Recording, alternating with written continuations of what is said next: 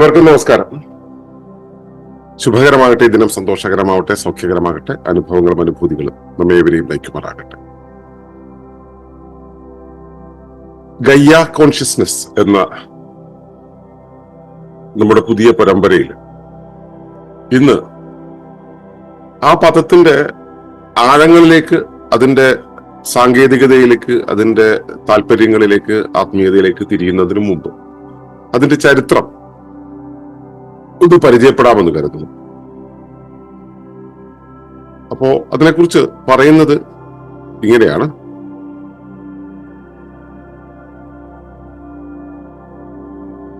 Gaia consciousness originated from various sciences, philosophies, psychologies and spiritual principles. Gaia ബോധത്തിന്റെ ഉറവിടവും ചരിത്രവും. Gaia consciousness എന്ന ആശയം പ്രചരിക്കുന്നതിന് മുമ്പ് തന്നെ പല ഷാമനിക് പാരമ്പര്യങ്ങളിലും ഭൂമിയെ മാതാവായി കാണുകയും എല്ലാ ജീവജാലങ്ങളും പരസ്പര ബന്ധിതമായ ആത്മീയ സാന്നിധ്യത്തിന്റെ ഭാഗമാണെന്ന് വിശ്വസിക്കുകയും ചെയ്തിരുന്നു. 1970-കളിൽ ബ്രിട്ടീഷ് ശാസ്ത്രജ്ഞൻ ജെയിംസ് ലവ്ലോക്ക് അവതരിപ്പിച്ച ഗയ്യ പരികൽപ്പനയാണ് ഗയ്യാബോധത്തിന്റെ ശാസ്ത്രീയ അടിസ്ഥാനം. ഭൂമി സ്വയം നിയന്ത്രിക്കുന്ന ഒരു ജീവിത വ്യവസ്ഥയായി പ്രവർത്തിക്കുന്നതായും ജീവൻ നിലനിർത്താൻ അനുയോജ്യമായ സാഹചര്യങ്ങൾ സംരക്ഷിക്കപ്പെടുന്നതായും അദ്ദേഹം പ്രമാണിച്ചു. 2000 ആണ്ടോടെ ലിൻ മാർഗ്ലിസിനോട് ചേർന്ന് അദ്ദേഹം ഈ പരികൽപ്പനയെ ഗയ്യ സിദ്ധാന്തം എന്ന പേരിൽ ഭൂമിയെ ഒരു ജീവസത്തയായി കാണുന്നതിനുള്ള ശാസ്ത്രീയ അടിത്തറയായി തെളിയിച്ചു. 1940-ൽ ലെഡ്വിഗ് വോൺ ബർട്ടാലൻഫി തുടങ്ങിവെച്ച പൊതുവ്യവസ്ഥാ സിദ്ധാന്തം ഈ വികാസത്തിൽ സഹയാത്ര ചെയ്യുകയും പൂർണ്ണമായും ഒരു വ്യവസ്ഥാ സിദ്ധാന്തമായി 90-കളിൽ ഫ്രിഡ്ജോഫ് കാപ്ര സ്ഥാപിക്കുകയും ചെയ്തു. 1971-ൽ ആർനെ നൈസ് മുന്നോട്ട് വെച്ച ഡീപിക്കോളജിയും ഇക്കോസഫിയും ഭൂമിയോടുള്ള ആന്തരിക ആത്മീയ ബന്ധം മനുഷ്യരിൽ രൂപപ്പെടുത്തണമെന്ന് തത്വശാസ്ത്രപരമായി സമർത്ഥിച്ചു. 90-കളിൽ തിയോഡോർ റോസാക് ഇക്കോ സൈക്കോളജിയിലൂടെ മനുഷ്യ മനസ്സ് പ്രകൃതിയുടെ മനസ്സുമായി എഴുതേർന്നിരിക്കുന്നു എന്ന് സ്ഥാപിച്ചു. ഇങ്ങനെ ശാസ്ത്രീയവും ആത്മീയവും തത്വശാസ്ത്രപരവും മനഃശാസ്ത്രപരവുമായ സമീപനങ്ങൾ പരസ്പരം ലയിച്ചുകൊണ്ടാണ് മനുഷ്യർക്കിടയിൽ ഗയ്യാബോധം വികസിച്ചു വന്നിട്ടുള്ളത്.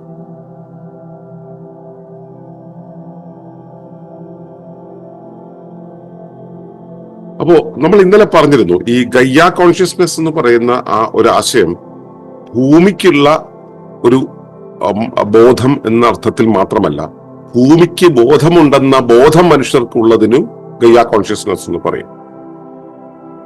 ഭൂമിക്ക് ബോധമുണ്ട് എന്ന ബോധം നമുക്കുണ്ടാവുക. ആ സമയത്താണ് നമുക്ക് അതിനോട് കൂടുതൽ ഇന്ററാക്റ്റീവ് ആയിട്ട് നിൽക്കാൻ കഴിയുക, അതിനോട് കൂടുതൽ റെസ്പെക്ട്ഫുൾ ആവാൻ കഴിയും. അപ്പോ ആ ഒരു ബോധം, അതായത് ഭൂമിക്ക് ബോധമുണ്ടെന്ന ബോധം മനുഷ്യരിൽ ഉണ്ടാകുന്നത് പല ശാസ്ത്രങ്ങളുടെ പിൻബലത്തോടു കൂടിയാണ്, പല തത്വചിന്തകളുടെ പിൻബലത്തോടു കൂടിയാണ്, മനഃശാസ്ത്രത്തിന്റെ പിൻബലത്തോടെയാണ്. അതുപോലെ തന്നെ പല ആത്മീയ നിയമങ്ങളുടെയും പിൻബലത്തോടെ. ആത്മീയത എന്ന് പറയുമ്പോൾ ഇവിടെ സ്ഥിരം വരുന്നവർക്ക് അറിയാം, നമ്മൾ പറയുന്ന ആത്മീയത എന്ന് പറയുന്നത് മതം പറയുന്ന കഥനങ്ങളിലല്ല ഒതുങ്ങി നിൽക്കുന്നത്. അത് കൃത്യമായി സത്തകൾ തമ്മിലുള്ള പാരസ്പര്യത്തെ, ഭൗതികേതര ബന്ധത്തെ ഒക്കെ ആസ്പദമാക്കിയാണ്. അപ്പോ ഒരു കാര്യം നമ്മൾ ബോധ്യപ്പെടേണ്ടത്, എല്ലാ ശാസ്ത്രത്തിന്റെയും ശാസ്ത്രം എന്ന് വെച്ചാൽ ശാസ്ത്രത്തെ ഇതി അതങ്ങനെയാണെന്ന് പറഞ്ഞിരിക്കുന്നു. അതപ്പോ എന്താണ് അതിന്റെ സംഗതി, അതിന്റെ സങ്കേതം, അതെന്താണ്, നിർവചനം, ഇങ്ങനെയുള്ള കാര്യങ്ങളെല്ലാമാണ് ശാസ്ത്രത്തിൽ വരുന്നതെങ്കിൽ അതിന്റെ പ്രായോഗികതയാണ് സാങ്കേതിക ശാസ്ത്രം. അതിന്റെ സങ്കേതം എന്താണ്, ഇങ്ങനെ പ്രവർത്തിക്കുന്നതിന്റെ സങ്കേതം എന്താണെന്ന് വിശദീകരിക്കുകയും അതിനെ പുനരാവിഷ്കരിക്കുകയും ചെയ്യുന്നതാണ് സാങ്കേതിക ശാസ്ത്രം. അതുകൊണ്ടാണ് ഈ ആവർത്തന പരത ഉണ്ടാകണം എന്ന് സാങ്കേതിക ശാസ്ത്രം നിഷ്കർഷിക്കുന്നത്. അപ്പൊ ഈ സാങ്കേതിക ശാസ്ത്രമാണ് സാധാരണ ശാസ്ത്രം എന്ന രീതിയിൽ അറിയപ്പെടുന്നത്. ശാസ്ത്രം എന്ന് പറയുന്നത് അതിന്റെ സംഗതിയെ വിശദീകരിക്കാനുള്ള പരിശ്രമമാണ്. അത് പ്രയോഗം എന്നുള്ള രീതിയിലേക്ക് വരുന്നത് പിന്നീടാണ്. അപ്പോ ആദ്യം തന്നെ ഒരു സംഗതി, പ്രകൃതിയിലെ ഒരു സംഗതി കൃത്യമായി നമുക്ക് ബോധ്യമാകുന്നത് തത്വചിന്തയിലൂടെയാണ്, അതിന്റെ തത്വവിചാരം ചെയ്യുന്നതിലൂടെയാണ്. ആ തത്വവിചാരം എന്ന് പറയുന്നതിന് മാനങ്ങൾ ഇല്ല. ഒരുപാട് മാനങ്ങളിലൂടെ നമുക്ക് അതിലൂടെ പോകാം. അതിന്റെ ആത്മീയ അനുഭൂതിയിലൂടെ, വെളിപാടിലൂടെ, യൗക്തിക ചിന്തയിലൂടെ, ഭാവനയിലൂടെ, കൽപ്പനയിലൂടെ നമുക്ക് അതിനകത്തേക്ക് പോകാം. പിന്നീട് അതിനെ പ്രകൃതിയുടെ പ്രവർത്തനങ്ങളുമായി സംയോജിപ്പിച്ച് താരതമ്യം ചെയ്ത് ചേർത്തു വെച്ചാണ് നമ്മൾ അതിന് ഒരു വ്യക്തത നൽകുന്നത്. ആ വ്യക്തതയുടെ ആവിഷ്കാരമാണ് പിന്നീട് ശാസ്ത്രം എന്ന രീതിയിൽ പതുക്കെ വെളിപ്പെട്ട് തുടങ്ങുന്നത്. അപ്പൊ ആദ്യം വെളിപ്പെടുമ്പോൾ അത് പരികൽപ്പനകളായിരിക്കും. പരികൽപ്പനകൾ എന്ന് പറയുമ്പോൾ ഒരു ഹൈപ്പോത്തസിസ് എന്ന രീതിയിൽ, ഒരു സിദ്ധാന്തം എന്ന രീതിയിലാണ് അത് വരിക. സിദ്ധാന്തമാകുന്നതിന് മുമ്പ് തന്നെ ഹൈപ്പോത്തസിസ് എന്നുള്ള പിന്നീടാണ് അതിന്റെ കാര്യകാരണ ബന്ധങ്ങളെയും എല്ലാം നിരൂപിച്ച്, ബോധ്യപ്പെട്ട്, പരീക്ഷിച്ച്, ആവർത്തിച്ച്, അങ്ങനെയാണ് അതൊരു സിദ്ധാന്തമായിട്ട് മാറുന്നത്. അപ്പൊ അതുപോലെ തന്നെ ഈ ഭൗമബോധം എന്നുള്ള ആശയവും, ഭൂമിക്ക് ബോധമുണ്ടെന്നുള്ളത് ഭൂമിയുടെ വശം, ഭൗമബോധം എന്ന് പറയുന്നത് ഭൂമിക്ക് ബോധമുണ്ടെന്ന ബോധം നമുക്കുണ്ടാവുന്നതാണ്. അപ്പൊ അതിനും ഇതുപോലെ തന്നെ തത്വചിന്തയുടെയും ശാസ്ത്രത്തിന്റെയും പിന്നെ നമ്മളും പ്രകൃതിയും തമ്മിലുള്ള ആ ബന്ധത്തിന്റെ മനഃശാസ്ത്രമുണ്ടല്ലോ, അതിന്റെയും പിന്നെ ആത്മീയ തത്വങ്ങളുടെയും ആകത്തുകയിൽ നിന്നാണ്. അപ്പോൾ ഗയ്യ കോൺഷ്യസ്നെസ് എന്ന ആശയം പ്രചരിക്കുന്നതിന് മുമ്പ് തന്നെ പല ഷാമനിക് പാരമ്പര്യങ്ങളിലും ഭൂമിയെ മാതാവായി കാണുകയും എല്ലാ ജീവജാലങ്ങളും പരസ്പര ബന്ധിതമായ ആത്മീയ സാന്നിധ്യത്തിന്റെ ഭാഗമാണെന്ന് വിശ്വസിക്കുകയും ചെയ്തിരുന്നു. ഷാമനിക് പാരമ്പര്യങ്ങൾ എന്ന് പറഞ്ഞു കഴിഞ്ഞാൽ നമ്മുടെ എല്ലാ നാട്ടിലും പാരമ്പര്യ സംസ്കാരങ്ങൾ ഉണ്ടായിരുന്നു. ഈ പാരമ്പര്യ സംസ്കാരങ്ങൾ എവിടെ നിന്നാണ് ഒറിജിനേറ്റ് ചെയ്തത്? അത് മണ്ണിൽ നിന്നാണ്, അവിടുത്തെ പ്രാദേശികതയിൽ നിന്നാണ്, അവിടുത്തെ പ്രാദേശിക ജ്ഞാനത്തിൽ നിന്നാണ്. ആ പ്രാദേശിക ജ്ഞാനം അതത് പ്രദേശങ്ങളിലെ ചുറ്റുപാടുകൾക്കനുസരിച്ച്, കാലാവസ്ഥക്കനുസരിച്ച്, സാഹചര്യങ്ങൾക്കനുസരിച്ച്, ആവശ്യങ്ങൾക്കനുസരിച്ച് ഇതിന്റെയൊക്കെ ഇതിനെ കോമൺ ബ്രാക്കറ്റ് ഇട്ട് നമുക്ക് വെളിയിൽ വെക്കാവുന്ന കാര്യമാണ്.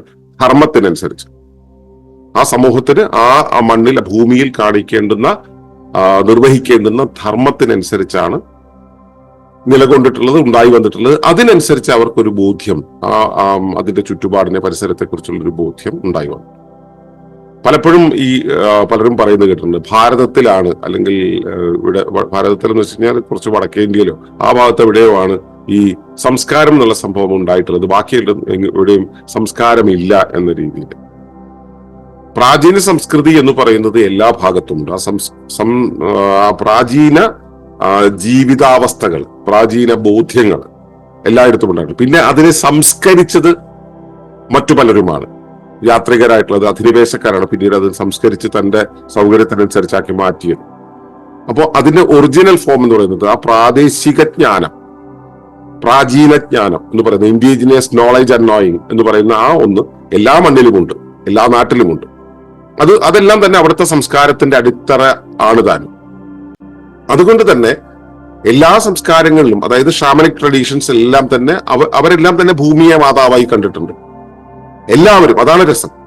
ഭൂമിയെ മാതാവായി കണ്ടു എന്നുള്ളതാണ് എല്ലാവരുടെയും അടിത്തറ എന്ന് പറയുന്നത്. മാതാവ് എന്നുള്ളതിന് പകരം ചിലപ്പോൾ പിതാവെന്ന് വിളിച്ചിട്ടുണ്ടാവും.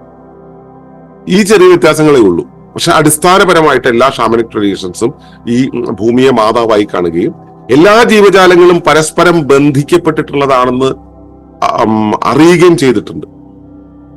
എന്ന് വെച്ചാൽ ഇതൊക്കെ നമ്മളിപ്പോ പറയുന്ന ഡീപ് ഇക്കോളജി എന്ന് പറയുന്നതോ അല്ലെങ്കിൽ ഗയ്യ കോൺഷ്യസ്നെസ് എന്ന് പറയുന്നതും പുതുതായിട്ട് നൂലക്കിട്ട് ഇറക്കിയ ഒരു ആശയമൊന്നുമല്ല.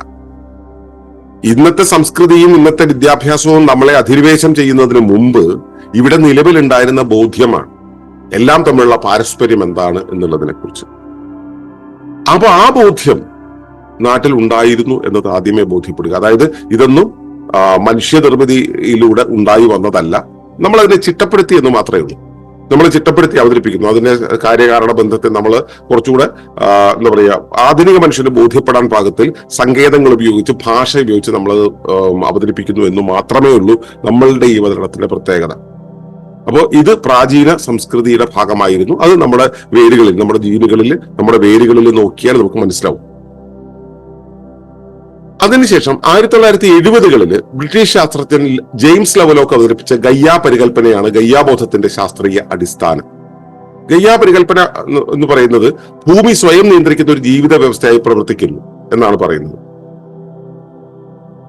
ഭൂമി ഒരു സ്വയം നിയന്ത്രിത സംവിധാനമാണ്. അവിടെ ജീവൻ നിലനിൽക്കാൻ അനുയോജ്യമായ സാഹചര്യങ്ങൾ സംരക്ഷിക്കപ്പെടുന്നു. എങ്ങനെ സംരക്ഷിക്കപ്പെടുന്നു? വെളിയിൽ നിന്ന് ആരെങ്കിലും എന്ന് സംരക്ഷിക്കുന്നതല്ല. ജീവൻ നിലനിൽക്കണമെങ്കിൽ അത് സ്വയം സംഘടിപ്പിക്കണം. ജീവൻ എന്താ? സ്വയം സംഘടിപ്പിക്കാനുള്ള ശേഷി. ആ സ്വയം സംഘടിക്കാനുള്ള ശേഷി എന്ന് പറയുന്നതിന് അതിന് നിലനിൽക്കാനുള്ള സാഹചര്യങ്ങൾ ഇത് സ്വയമേവ സംരക്ഷിച്ചു വരുന്നു എന്ന് പറയുന്ന ഒരവസ്ഥ. അപ്പോ ജീവൻ എന്ന് പറയുന്നത് ജീവിയല്ല, ജീവനുള്ള വസ്തുവാണ് ജീവി. ജീവനുള്ള വസ്തു മാത്രമല്ല, ജീവനുള്ള വസ്തു അതിന് കുറച്ചുകൂടെ ഇൻഡിപെൻഡൻസ് വരുമ്പോൾ നമ്മൾ അതിനെ ജീവി എന്ന് പറയും. ചേർന്ന് നിൽക്കുന്ന സമയത്ത് നമുക്ക് ജീവി എന്ന് വിളിക്കാൻ ചെറിയൊരു ധൈര്യക്കുറവുണ്ട്. അപ്പോ ആ ജീവനുള്ള ആ പശ്ചാത്തലത്തെ നിലനിർത്തുന്ന ഒരു സംവിധാനമാണ് ഭൂമി എന്ന്, അതൊരു ഇക്കോസിസ്റ്റം ആയിട്ട് നമ്മൾ മനസ്സിലാക്കുന്നുണ്ട്. അപ്പൊ ഈ ബോധ്യത്തെ ആദ്യമേ അവതരിപ്പിച്ചത്, സൈദ്ധാന്തികമായിട്ട് അവതരിപ്പിച്ചത് ജെയിംസ് ലെവലോക്ക്. ജെയിംസ് ലെവലോക്ക് ഒരു ശാസ്ത്രകാരനാണ്.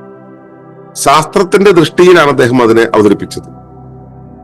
അപ്പോ ഭൂമി സ്വയം നിയന്ത്രിക്കുന്ന ഒരു ജീവിത വ്യവസ്ഥയായി പ്രവർത്തിക്കുന്നു എന്നും ജീവൻ നിലനിൽക്കാൻ അനുയോജ്യമായ പരിസ്ഥിതിയെ സംരക്ഷിക്കുന്നുവെന്നും, ജീവൻ നിലനിൽക്കാനുമായ പരിസ്ഥിതി എന്ന് വെച്ച സാഹചര്യം, ആ സാഹചര്യത്തെ സംരക്ഷിക്കുന്നുവെന്നും അദ്ദേഹം പ്രമാണിച്ചു. 2000 ആണ്ടോടെ അതിനിടയിൽ ഒരുപാട് ഡിസ്കഷൻസ് നടക്കുന്നുണ്ട്. ഈ ലിൻ മാർഗുലിസ് എന്ന് പറയുന്ന ഒരു ബയോളജിസ്റ്റ് ഉണ്ട്. ആ ബയോളജിസ്റ്റിനോട് ചേർന്നിട്ട് അദ്ദേഹം ഈ പരികല്പനയെ ഒരു സിദ്ധാന്തമാക്കി മാറ്റുന്നുണ്ട്. അതെങ്ങനെയാ?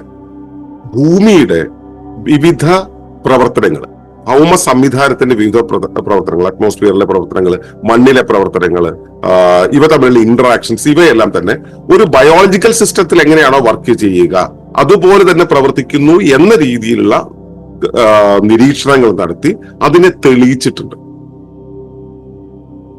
അങ്ങനെയാണ് ഇത് ഒരു ഗയ്യ പരികല്പന എന്നുള്ളത് വിട്ടിട്ട്, ഹൈപ്പോത്തസിസ് എന്നുള്ളത് വിട്ടിട്ട് ഗയ്യ തിയറി ആയിട്ട്, ഗയ്യ സിദ്ധാന്തമായിട്ട് മാറിയത്. അപ്പൊ അതിനു മുമ്പ് നമുക്ക് തെളിവുകൾ എന്നുള്ളതിനേക്കാളും ചെറിയ സൂചനകൾ ഉണ്ടായിരുന്നു, ദൃഷ്ടാന്തങ്ങളും രൂപകങ്ങളും മാത്രമേ ഉണ്ടായിരുന്നുള്ളൂ. പിന്നീട് ഇത് സാങ്കേതികമായി തെളിയിച്ച ഒന്നായി മാറി. ഭൂമി ഒരു സെൽഫ് റെഗുലേറ്റിംഗ് സിസ്റ്റം ആണെന്നുള്ളത് മാറി.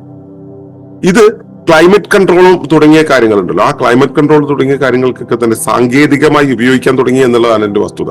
സാങ്കേതികമായി ഉപയോഗിക്കപ്പെടുന്ന ഒരു സാധനം ശാസ്ത്രീയമല്ലാതെ വരുമോ? അപ്പൊ അത്രയും ബേസിലേക്ക് ഇത് വന്നിട്ടും പൊതുധാരയിലേക്ക് ഇത് വന്നില്ല എന്നുള്ളതാണ് ഇതിന്റെ രസകരമായിട്ടുള്ള കാര്യം. കാരണം ഈ ബന്ധത്തെ അവർക്ക് ഉപയോഗിക്കാം, അതോറിറ്റേറിയൻസ് ഭൂമിയെ നിയന്ത്രിക്കാൻ ഉപയോഗിക്കാം. അതേസമയം നമുക്ക് ഇത് ഭൂമിയെ നിയന്ത്രിക്കാൻ നമ്മുടെ പരിസരവുമായിട്ട് ചേർന്ന് പോകാൻ, കണ്ണിചേരാൻ ഉള്ള ടൂളായിട്ട് ഉപയോഗിക്കാൻ പാടില്ല എന്ന കാഴ്ച, നിലപാട് അവിടെ ആർക്കൊക്കെ ഉണ്ടായിരുന്നു എന്നത് മനസ്സിലാക്കുക. 1940 ലെഡ്വിഗ് വോൺ എന്ന് പറയുന്ന ഒരു വ്യക്തി, അദ്ദേഹം വ്യവസ്ഥകൾ എങ്ങനെയാണ് പ്രവർത്തിക്കുക എന്നുള്ളതിനെ കുറിച്ച് പറഞ്ഞു തുടങ്ങിയിട്ടുണ്ടായിരുന്നു.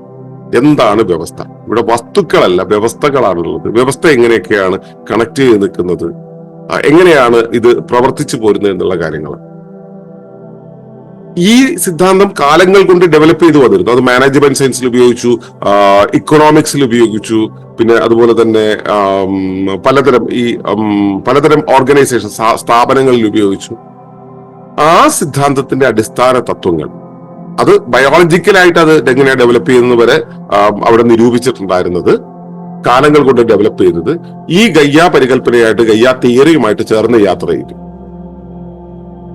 അതിന്റെ ഒരു തുടർച്ച എന്നുള്ള രീതിയിൽ ഫ്രിദ്രോഫ് കാപ്ര സിസ്റ്റംസ് വ്യൂ എന്ന് പറയുന്ന ഒരു ഗ്രന്ഥത്തിലൂടെ വെബ് ഓഫ് ലൈഫിനെ കുറിച്ച്, എങ്ങനെയാണ് ഈ ജൈവ വ്യവസ്ഥ പ്രവർത്തിക്കുന്നത്, ജൈവ വ്യവസ്ഥ നിലനിൽക്കുന്നത് എങ്ങനെയാ, ഇതെങ്ങനെയാ പ്രവർത്തിക്കുന്നത്, അതിന്റെ അടിസ്ഥാന തത്വങ്ങൾ എന്തൊക്കെയാണ്, അത് എന്തൊക്കെ പാറ്റേണുകളിലൂടെ പ്രവർത്തിക്കുന്നു എന്നുള്ള കാര്യം മുൻപോട്ട് വെച്ചു. ഇത് 90s ഉണ്ടാവുന്നത്. ഇതിനു മുമ്പ് ഈ 1971 ആർലനൈസ് മുൻപോട്ട് വെച്ച ഡീപ് ഇക്കോളജിയും ഇക്കോസഫിയും ഭൂമിയോടുള്ള ആന്തരിക ആത്മീയ ബന്ധം മനുഷ്യരിൽ രൂപപ്പെടണമെന്ന് തത്വശാസ്ത്രപരമായി ആവശ്യപ്പെട്ടിരുന്നു. ശരിക്കും പറയാം, ഡീപ് ഇക്കോളജി ഭൂമിക്ക് ജീവനുണ്ടെന്ന് സമർത്ഥിക്കുകയല്ല ചെയ്യുന്നത്. ഡീപ് ഇക്കോളജി ഒരു സമീപനമാണ്, ഒരു മൂവ്മെന്റ് ആണ്. ആ സമീപനത്തില് നമ്മുടെ നിലനിൽപ്പിന്, നമ്മുടെ ബോധത്തിന് പ്രകൃതിയുടെ ബോധവുമായി ബന്ധം ഉണ്ടായിരിക്കണം, ആന്തരികമായ ഒരു ആത്മീയ ബന്ധം ഉണ്ടായിരിക്കണം എന്ന് നിഷ്കർഷിക്കുന്നുണ്ട്, ആവശ്യപ്പെടുന്നുണ്ട്, ശക്തമായി ആവശ്യപ്പെടുന്നു.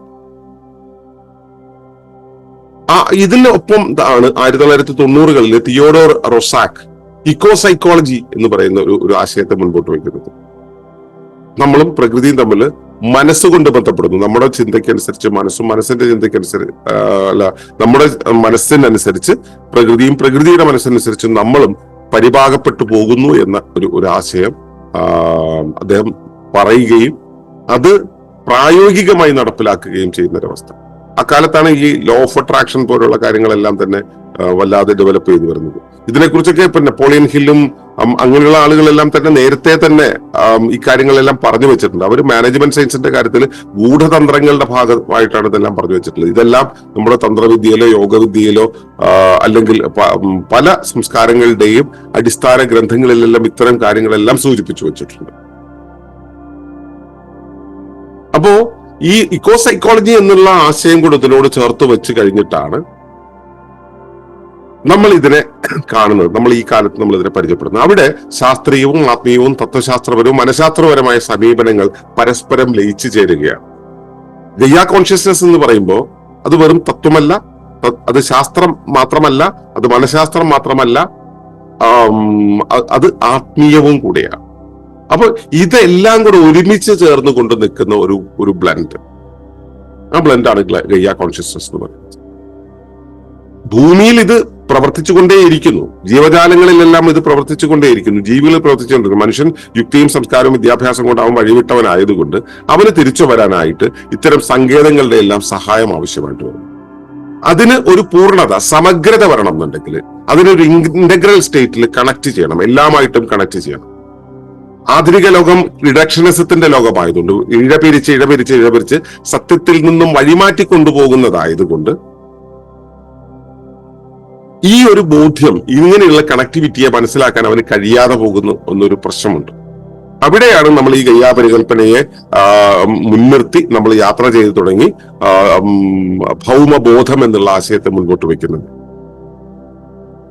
അപ്പൊ ഈ ഭൗമബോധം എന്നുള്ള ഒന്ന് മനുഷ്യർക്കിടയിൽ ഉണ്ടാകേണ്ടത് വളരെ വലിയ ആവശ്യമാണ്. ആ മനുഷ്യർക്കിടയിൽ ഈ ഒരു ആശയം ഉണ്ടാക്കിയെടുക്കേണ്ടത് നമ്മുടെ ഓരോരുത്തരുടെയും ഉത്തരവാദിത്തമാണ് എന്നതുകൂടെ ഓർത്തുകൊണ്ട് ഇതിന്റെ ഒരു സാങ്കേതിക ഉറവിടവും ചരിത്രവും ബോധ്യപ്പെടുത്തിയതായി ധരിച്ചുകൊണ്ട് നിർത്തുകയാണ്. നന്ദി, നമസ്കാരം.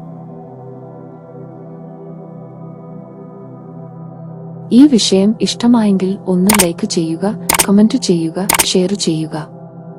നിങ്ങൾ പ്രകൃതിയെ ഇഷ്ടപ്പെടുന്നുവെങ്കിൽ ഈ ചാനൽ സബ്സ്ക്രൈബ് ചെയ്യുക.